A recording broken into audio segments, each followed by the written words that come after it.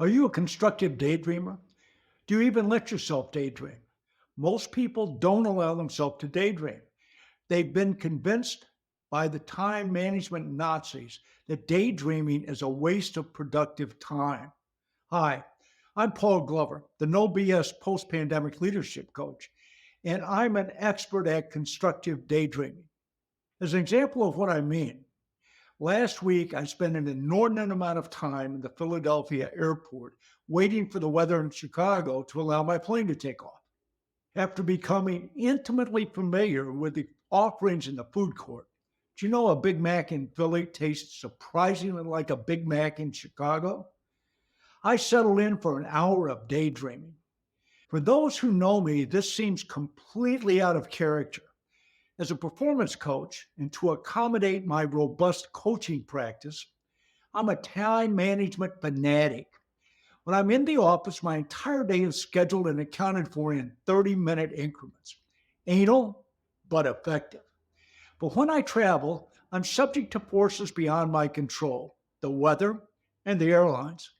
In these circumstances, for me to attempt to adhere to an inflexible schedule, much less one in 30-minute increments, is a waste of time and would be a source of ongoing frustration when I was unable to keep it.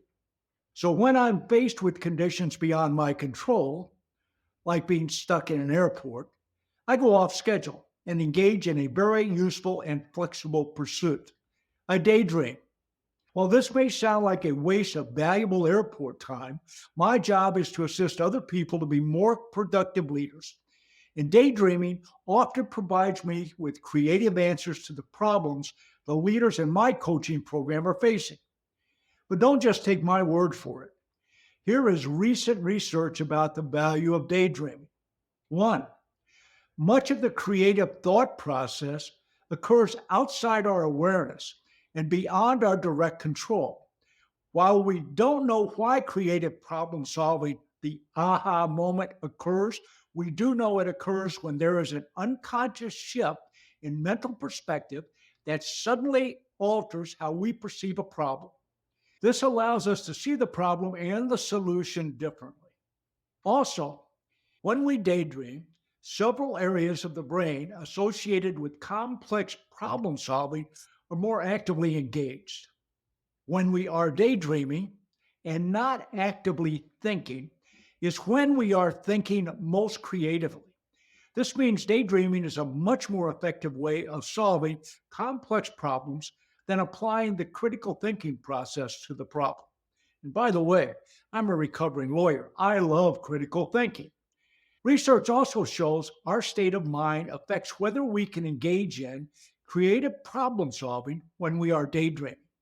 People in a positive mood are much more likely to experience an aha moment and solve the problem than people who are experiencing negative thoughts.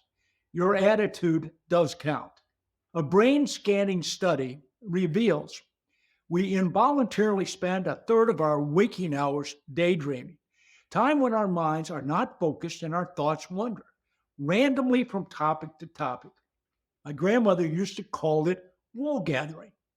So why not try to constructively and productively use this time since it is occurring whether we like it or not?